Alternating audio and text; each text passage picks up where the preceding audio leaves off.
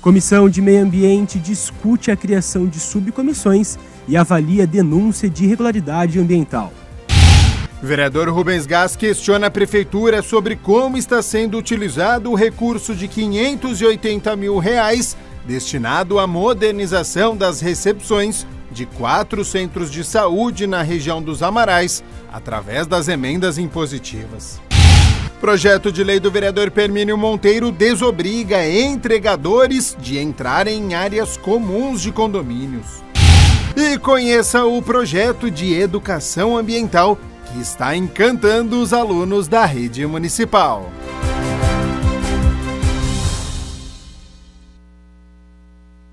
Olá, boa tarde. Já chegamos ao meio da semana, quarta-feira, 23 de abril de 2025. Começa agora o Jornal Câmara Notícia, ao vivo, meio-dia mais 1 minuto. Muito obrigado pela sua companhia, pela sua audiência e participe. Vamos conversar pelo número do nosso WhatsApp, 19 é o nosso DDD. Para você que é de Campinas e região, pode ir direto no número que já aparece aqui embaixo da sua tela. É o 978293776. Ou você tem a opção de enviar esta mensagem pelo nosso QR Code. Estou apontando aqui para ele. Com a câmera do seu celular, você também já tem acesso ao nosso QR Code. Já vai aparecer uma mensagem na sua tela. O WhatsApp da TV Câmara Campinas. Você aperta e pode mandar o seu elogio, uma crítica construtiva, o que você quer assistir aqui no nosso telejornal.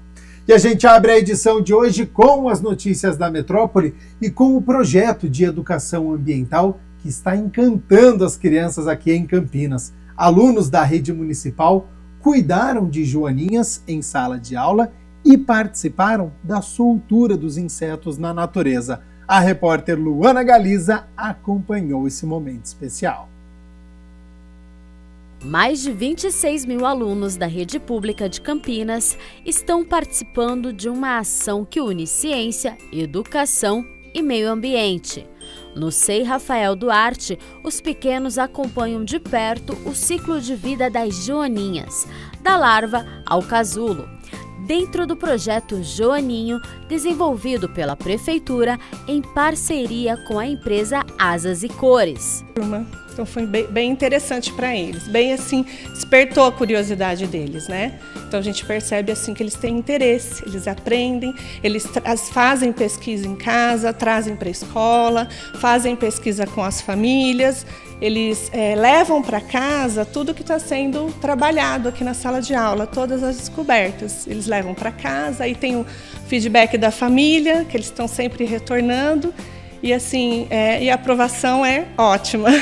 Com a ajuda de lupas e kits educativos, os alunos observam atentamente as mudanças no comportamento e na aparência das larvas. A experiência prática vai além da sala de aula e desperta o senso de cuidado e responsabilidade ambiental desde cedo. Desde o início, quando nós recebemos as larvas nas tubetes, né, as crianças participaram desde o momento, né, que elas estavam no tubinho, e eles fizeram esse processo de colocar as larvas dentro da cúpula e a partir dali a gente foi observando todo o processo de crescimento. Então, desde pequenininha, né, de larva, quando virou pupa e depois a joaninha adulta. Elas vieram de larvinha e agora algumas estão de pupa e depois e algumas estão adultas. Você vai soltar agora? Bom. Aqui no Jardim da Escola, os joaninhos são os verdadeiros protagonistas. Além de aprenderem o ciclo de vida dos insetos, as crianças entenderam também a importância da preservação ambiental. O projeto Joaninho já distribuiu mais de 4 mil kits educativos e criou mais de 80 mil larvas. A iniciativa da Secretaria de Educação é autorizada pelo IBAMA. Além de combater pragas de forma sustentável, ainda contribui para a formação de cidadãos mais conscientes. Elas fazem bem para a natureza porque elas comem os pulgões. E o que são os pulgões? Os pulgões são os bichinhos brancos que ficam na plantação dos homens e eles comem todas as plantações. Então a Joaninha vai lá e come os pulgões.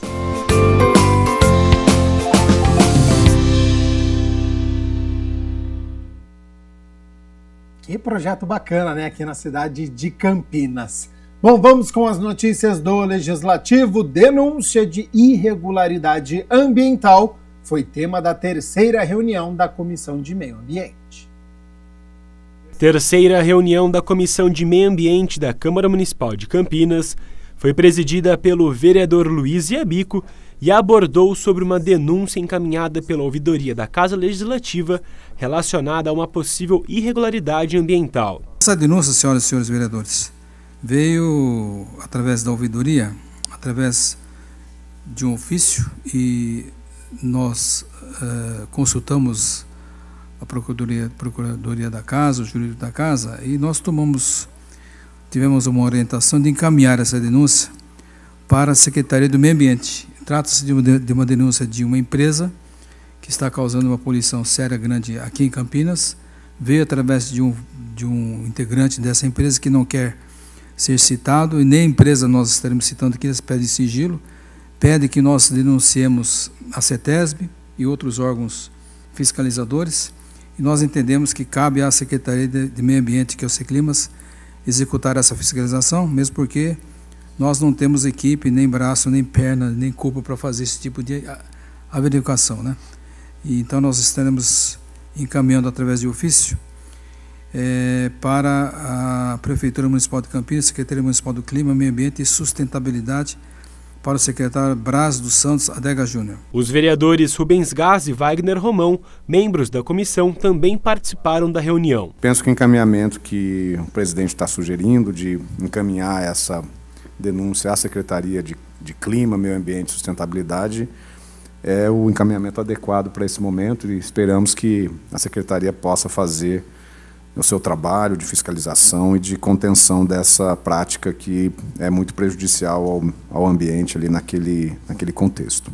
Obrigado, vereador Romão. Vereador Rubens. Presidente, eu acho essa comissão de extrema relevância na medida que a gente venha cumprir o mecanismo de fiscalização e os munícipes poderem usar essa nossa comissão para que nós possamos ser a voz, não só levar a denúncia, como o principal é obter a resposta à ação que a Secretaria, no caso, fará com relação a essa denúncia e demais denúncias que provavelmente virão até nós. A comissão também debateu a proposta de criação de subcomissões temáticas com o objetivo de aprofundar a discussão de temas específicos ligados ao meio ambiente. O tema meio ambiente é muito extenso. Nesse final de ano nós teremos aí a COP30 lá em Belém do Pará.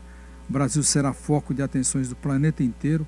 Esse assunto no segundo semestre estará à tona em todas as discussões, e a Comissão do Meio Ambiente será consultada, será notificada várias vezes para que se manifeste. Portanto, os membros da comissão têm que estar atentos aí a todos os temas que cabe ao meio ambiente estar atento e discutir.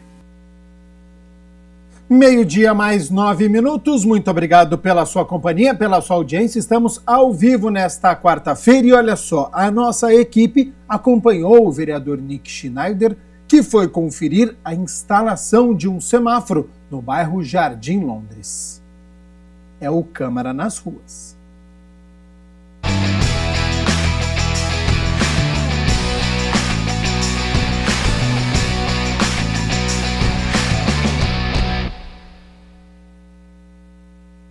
O vereador Nick Schneider fez a indicação de um semáforo na Avenida Ibirapuera com a Rua Pelicano por reivindicação dos moradores. Durante a campanha eu andei todas essas ruas, conversei com comerciantes, conversei com os moradores, conversei com o pessoal que dirige aqui, os motoristas, né? E foi praticamente unânime o pedido. Nick, está muito perigoso esse cruzamento, precisa fazer alguma coisa, já tombou o carro aqui, já teve batida. Vai sair uma morte aqui, isso me ficou no meu coração. Com a graça de Deus fomos eleitos, e uma das primeiras coisas que eu fiz foi me reunir com o prefeito, com o Vinícius Riveretti, que é o presidente da INDEC, pedindo essa possibilidade.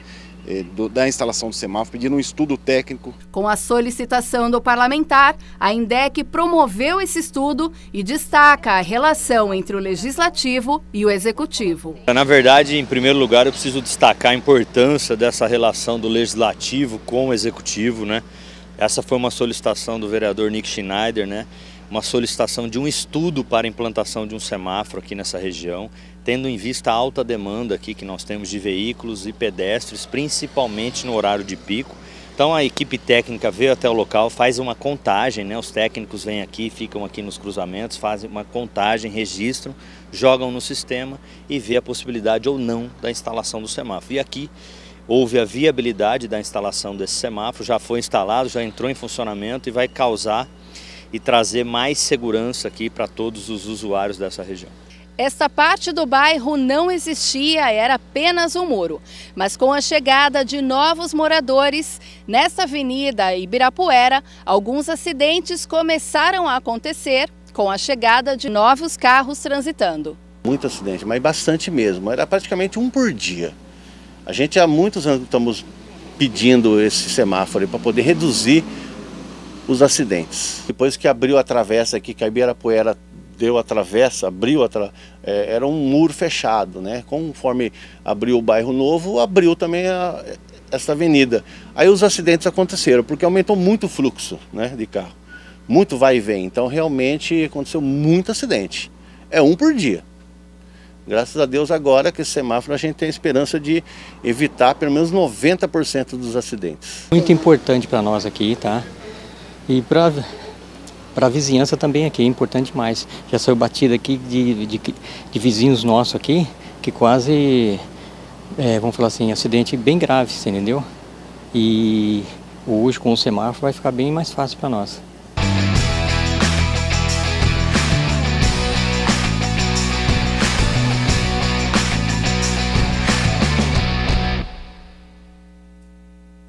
O vereador Rubens Gás encaminhou um requerimento para a Prefeitura para saber como está sendo utilizado o recurso de R$ 580 mil destinado à modernização das recepções de 4 centros de saúde na região dos Amarais. O parlamentar cobra prazos, detalhes do projeto e se o valor da emenda impositiva será realmente utilizado. O vereador Rubens Gás protocolou um requerimento pedindo mais informações para a Prefeitura de Campinas para saber sobre o processo de modernização das recepções dos 4 centros de saúde da região dos Amarais. Desde o ano passado, houve-se uma promessa do Executivo, do secretário de Saúde, que nós haveríamos de ter recepcionistas treinados através de uma terceirização para atender as primeiras visita dos munícipes ao centro de saúde.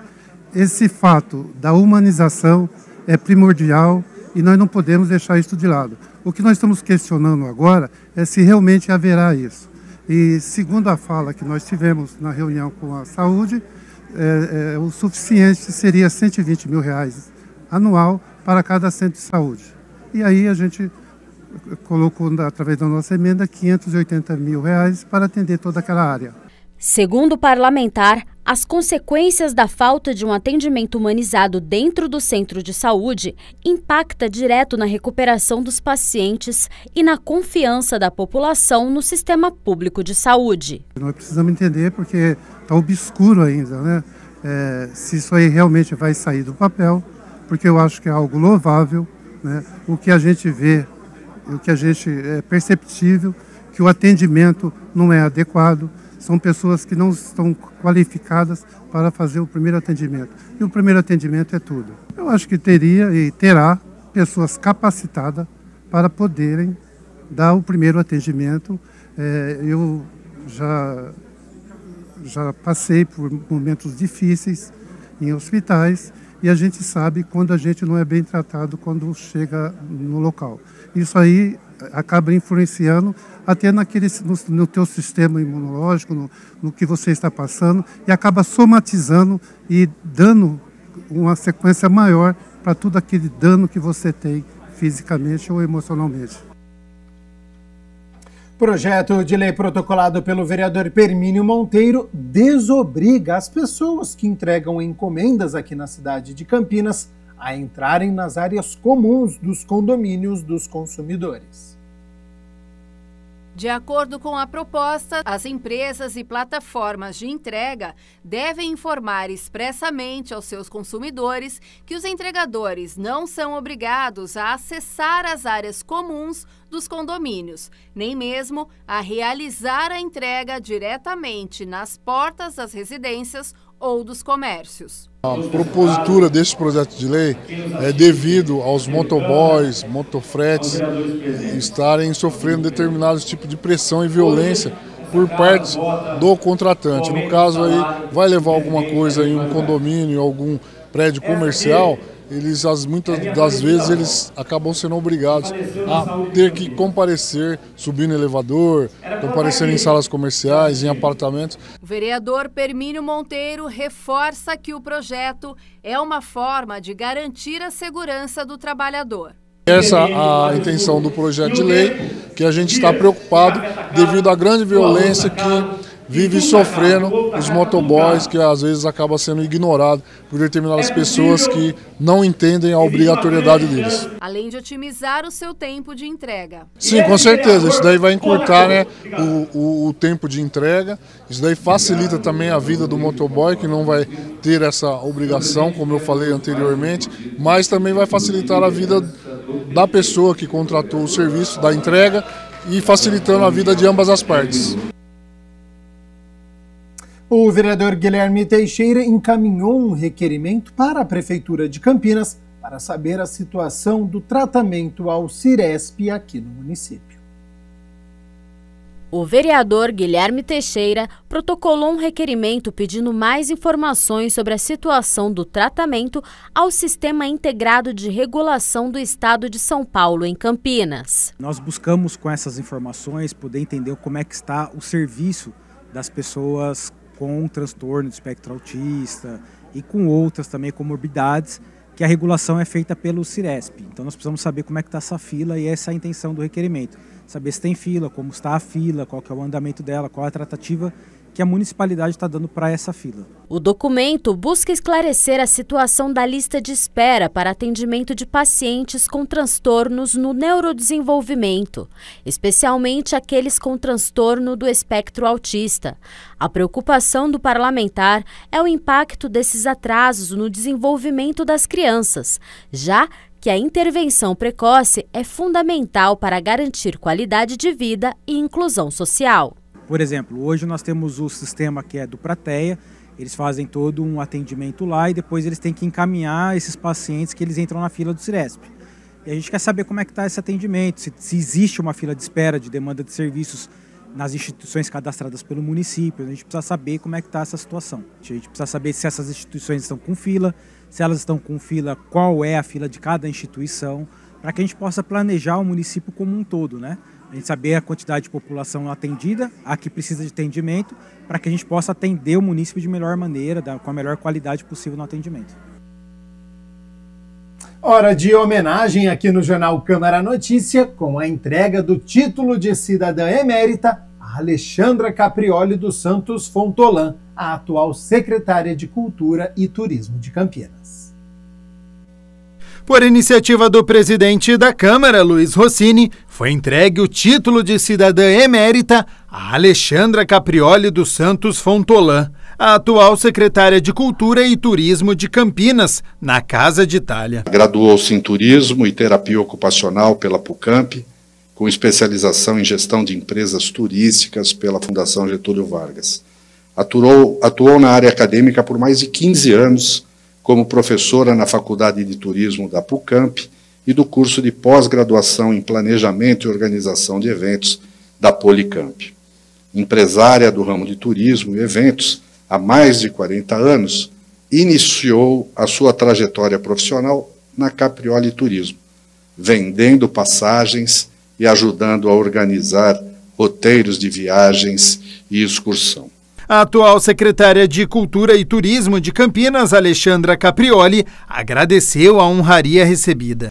É uma honra enorme e muito especial para mim essa homenagem da proposição do Rossini, da comunidade italiana, a qual eu recebo com muito orgulho em nome de toda a minha família e de todo esse histórico que o Rossini conseguiu trazer, né, que mostra a importância da nossa ancestralidade, a importância do trabalho e da vinda desses nossos antepassados que chegaram cheios de sonhos aqui no Brasil, e que a partir disso, tudo que decorreu disso, foram muitos aprendizados, né? Uma sequência enorme de aprendizados e que forjaram a forma como nós fomos criados. O prefeito Dário Saad também participou da solenidade e prestou homenagem. Parabenizar primeiro o vereador Rossini por ter tido a sensibilidade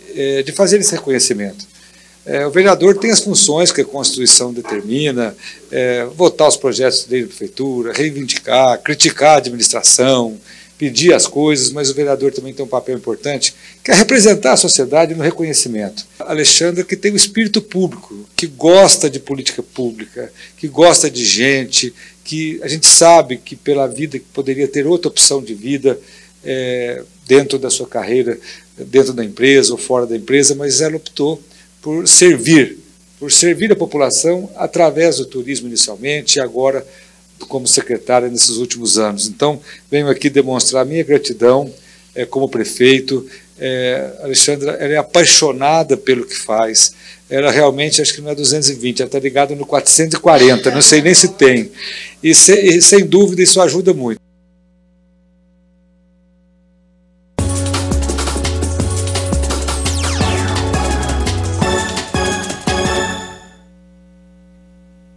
Ontem foi dia de Superliga Masculina de Vôlei, semifinal, primeiro jogo no lotado ginásio do Taquaral, e os campineiros do Renata foram bem demais, viu? 3-0 para cima de Suzano, e detalhe, hein? Estamos vendo as imagens aí do primeiro set, parecia que não ia terminar nunca, né? E aí foi só acabar com 40-38, quase 2 sets em um só, mas no fim os comandados do técnico Horácio de Léo conseguiram fechar. E depois disso foi um pouquinho mais tranquilo, viu? Porque daí o segundo set, a parcial foi de 25-18 e no terceiro set 25-20. O levantador Bruninho foi eleito o melhor em quadra. O maior pontuador campineiro foi o oposto Bruno Lima, o argentino, com 16 acertos. Bom, segundo jogo acontece neste sábado, dia 26, às 9 horas da noite, lá na Arena Suzano, na Grande São Paulo. Se o Renata vencer, já está classificado à final da Superliga Masculina. Se der Suzano neste jogo 2, aí nós teremos a terceira partida, que vai acontecer na terça-feira, dia 29, aqui em Campinas, no ginásio do Taquaral. Boa sorte desde já aos campineiros, buscando mais uma final aí da Superliga. Bom, meio-dia mais 25 minutos, a gente segue aqui com o Jornal Câmara Notícia, porque olha só, a Lei 15.088, sancionada neste ano, deverá proibir a entrada de resíduos sólidos, como papel, vidro e metal no Brasil. Atualmente o país recicla entre 3% e 8% dos resíduos.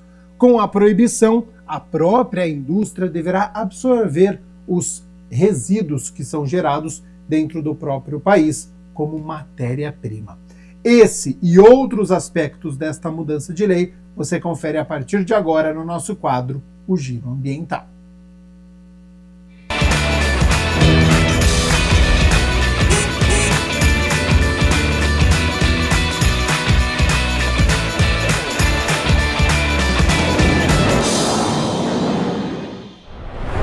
No Giro Ambiental de hoje, a gente vai falar sobre a Lei 15.088, que foi sancionada em 6 de janeiro e proíbe a importação de resíduos sólidos, como papel, metais e plástico. E aí você deve estar se perguntando, mas o Brasil comprava isso de fora? E a resposta é sim. E a gente convidou o Flávio Ribeiro para falar sobre esse tema, que é embaixador do Movimento Circular e professor também de Economia Circular. Muito obrigada pela sua presença aqui com a gente, Flávio. Prazer estar com vocês, obrigado pelo convite. A gente que agradece. Flávio, conta pra gente, os números são muito alarmantes. A gente tinha uma recepção desses materiais de resíduos sólidos muito grande de fora do Brasil. Por que isso acontecia? Só para a gente ter uma dimensão desse processo. A questão é que numa economia de mercado, as empresas sempre vão buscar suas alternativas em função de preço. E muitas vezes alguns materiais eram oferecidos no mercado internacional a preços muito baixos. Até porque, de uma certa forma, para alguns países e situações, isso é uma maneira também de descartar os resíduos que não têm viabilidade ou são muito caros de se destinar nos seus países de origem.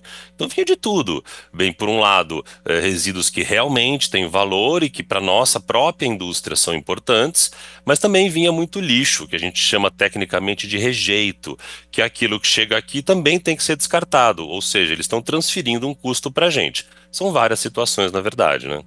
Sim. E aí o Brasil entendeu que esse mercado de reciclagem, essa cadeia produtiva de reciclado não estava funcionando para os nossos próprios produtos, então a gente bloqueou que venha esses produtos de fora para que a gente dê conta aqui do nosso, né? Queria que você falasse do número que a gente produz e que a gente recicla aqui dentro do Brasil. Então, os números são muito variados, né? Se a gente for falar dos resíduos sólidos urbanos, que é aquilo que a gente gera nas nossas casas, nas cidades principalmente, a gente estima que o Brasil hoje gere algo em torno de 90 milhões de toneladas por ano. Esses são os números mais atuais, é muita coisa. Agora, os números de quanto a gente realmente recicla variam bastante. Tem quem fale em 3%, tem quem fale já em 8%, tem números aí em torno de 6%, varia. Mas de qualquer forma, mesmo os números mais otimistas, de 8%, ainda são muito baixos, perto de outros países, né, principalmente na Europa, onde esses números podem chegar a 60%, em alguns casos extremos até a 80%. E por um outro lado, também é importante a gente lembrar que no Brasil existe uma situação muito peculiar, que é a presença do mercado informal de reciclagem. Muito por conta tanto de catadores e catadoras autônomos que não conseguem ainda se incluir nos sistemas formais, mas também por empresas que atuam até na clandestinidade processando esses resíduos. Então existe todo um descontrole desse assunto que o governo federal tem se esforçado em resolver por várias medidas. E essa lei, a 15.088, é mais uma delas, que compõe um grande arcabouço para que a gente regularize, formalize e traga uma melhoria para a gestão dos resíduos sólidos no Brasil, né? Ou seja, a gente tem um oceano de possibilidades aí para acontecer a partir dessa reciclagem mais técnica, mais direcionada, mais capacitada. O que muda de fato com essa aprovação de lei? Olha, na minha opinião, muda que a gente tem uma sinalização muito forte do governo, em primeiro lugar, que a gente não vai mais aceitar ser uma lixeira dos outros países. Isso é fundamental nas relações internacionais para restringir algumas importações de lixo que vinham de outros países para cá. Então fortalece o nosso marco legal e dá instrumentos para o governo federal combater esse tipo de ação já na importação, já na aduana. Mas também tem um outro momento muito importante dessa lei, e a gente está aí esperando também a sua regulamentação para ver como esses detalhes vão funcionar, para que se estimule o mercado de reciclagem no Brasil dos próprios resíduos que são gerados aqui. Então a gente acredita que vai haver um deslocamento de demanda de alguns materiais que antes eram importados para buscar esses mesmos materiais no mercado nacional.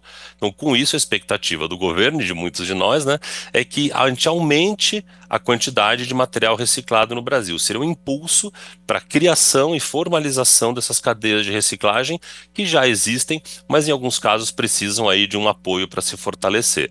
E muito importante destacar, né, a gente tem alguns materiais que se reciclam mais do que outros, e talvez com essa regra, com essa nova lei, a gente consiga harmonizar um pouco esse mercado e trazer um pouco de segurança para investimentos aqui no país, que é o que a gente espera, né? Maravilhoso, um aporte, né? Eu ia até te perguntar sobre isso. Esse aporte, ele passa também por uma educação ambiental muito forte e uma capacitação para essa cadeia produtiva da reciclagem? Sem dúvida. Para para que a gente promova um avanço da reciclagem no país, várias questões precisam ser encaminhadas e avançadas. Uma delas é fechar essa barreira aí, essa porta de entrada de produtos que a gente tinha importados, coisa que a lei já faz, mas a gente tem ações de governo também acontecendo em várias outras vertentes. E você mencionou duas muito importantes que eu acho que também a gente precisa olhar de forma separada. Uma delas é a capacitação, a educação ambiental, a sensibilização dos consumidores. Se as pessoas não participarem, seja da coleta seletiva, separando o seu lixo em casa, seja dos sistemas de logística reversa que a indústria cria, entregando produtos usados, embalagens usadas nos seus pontos de coleta, não adianta ter investimento porque as coisas não vão simplesmente chegar até a indústria. Então, isso é muito importante, o engajamento da população. Mas também é importante a requalificação, a capacitação e, volto a dizer, a formalização e o reconhecimento do que hoje é o mercado informal. Isso é muito importante para que a gente tenha a cadeia robusta, pronta para receber esses resíduos quando eles chegarem e a gente poder processar e transformar resíduo em valor, transformar resíduo em recurso de novo, né? Que é a economia circular. Essa é a principal ideia, o principal objetivo. A gente fala bastante aqui no Giro sobre essa expertise de pensar um produto em todo o seu ciclo de vida, né? E, Flávia, a gente está aqui numa casa de leis e a Política Nacional de Resíduos Sólidos muito consolidada, não é uma lei nova, né? Mas acho que foi uma grande mudança, falando em lei agora, acho que foi uma das primeiras grandes mudanças, talvez.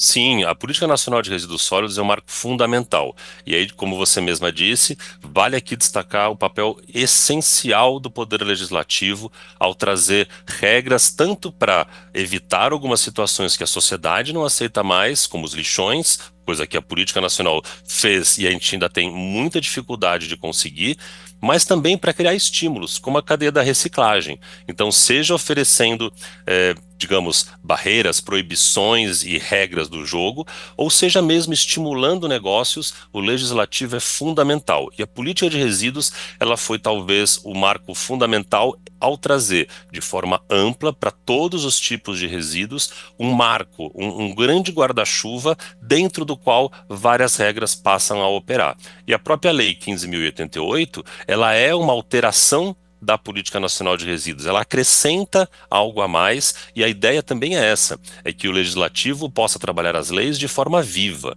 com uma visão de que ela deve repercutir o que a sociedade espera, no caso aqui, de um melhor gerenciamento dos resíduos sólidos. E existem muitos desafios ainda, acho inclusive que o Poder Legislativo local, como o caso das câmaras, como aqui de Campinas, tem também um papel fundamental em entender aonde os municípios entram nessa história. Os municípios, como já dissem os nossos estadistas, é onde as pessoas moram, é onde as coisas acontecem e é onde muitas das regras precisam ser definidas de forma clara. E vocês em Campinas têm a sorte não só de ter um legislativo forte, mas um poder executivo e o judiciário também muito harmonizados e a gente acredita que com isso a sociedade só tem a ganhar.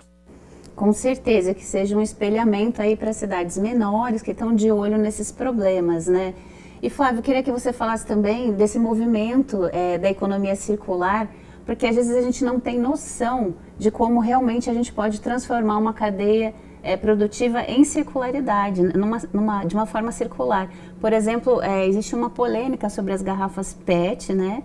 Que são muito produzidas em série, um consumo altíssimo, e é um tipo de material que poderia ser outra garrafa, né? Que eles falam bottle to bottle, garrafa para garrafa, né? Eu queria que você falasse dessa importância.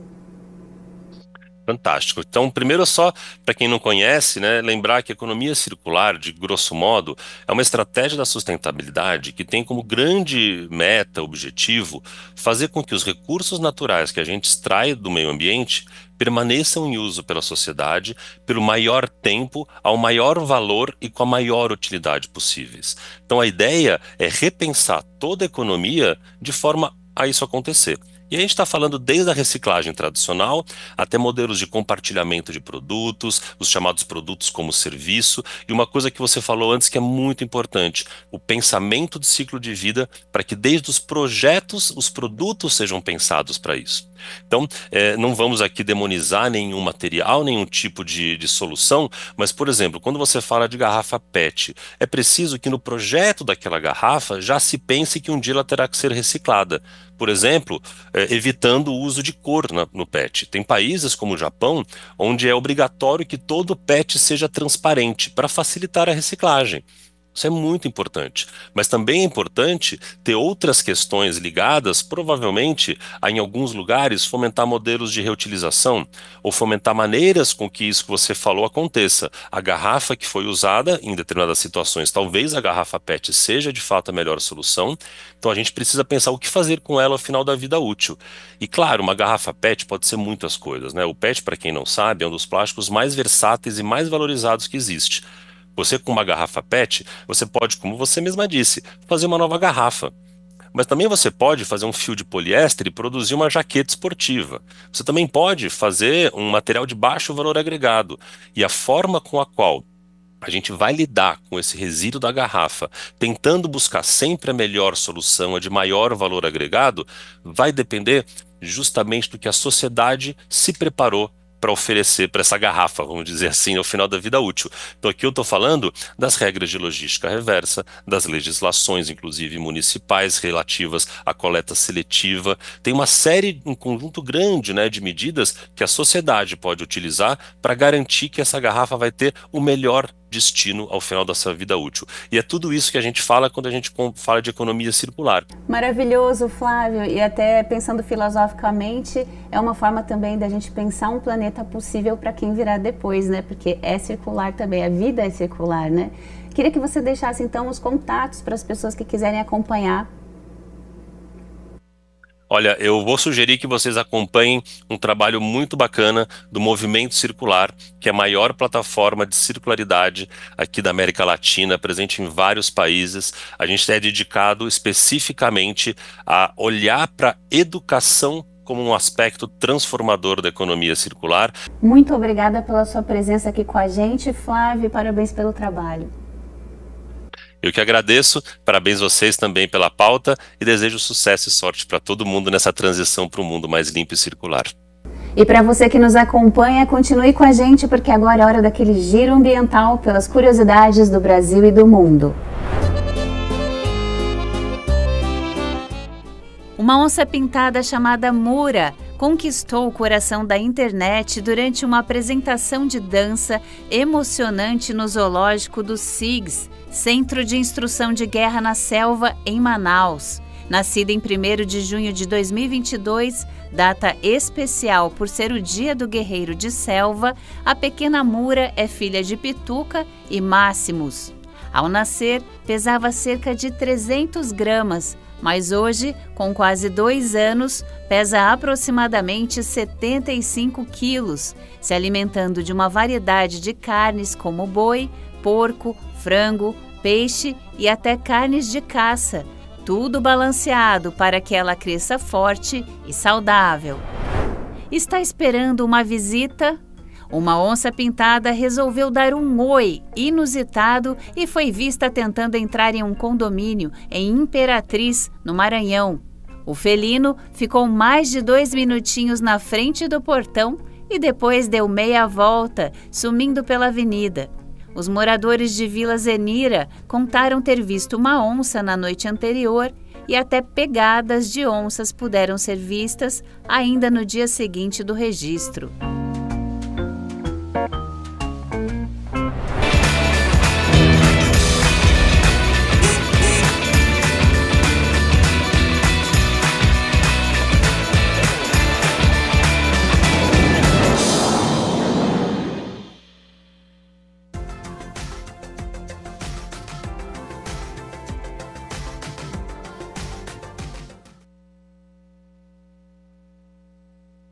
Previsão de mudança brusca no tempo ao longo do dia, com a aproximação de áreas de instabilidade. E com isso, a previsão de chuva moderada a forte a qualquer hora do dia em toda a região de Campinas. Durante a chuva forte, há risco de rajadas de vento forte, raios e também queda de granizo. Vamos às temperaturas, porque elas já estão na minha tela. Com essa condição, nada de calorão na quinta-feira, olha só, mínima de 18 e a máxima não passa dos 25 graus aqui na cidade de Campinas. O Jornal Câmara Notícia fica por aqui. Muito obrigado pela sua companhia, pela sua audiência. Lembrando que hoje é quarta-feira, dia da 22ª reunião ordinária. A partir das 6 horas da tarde, os vereadores vão se reunir para discutir e votar 7 projetos. Você acompanha tudo aqui na tela da TV Câmara Campinas. E nos vemos amanhã na quinta-feira, ao meio-dia, aqui no Jornal Câmara Notícia. Até lá. Tchau, tchau.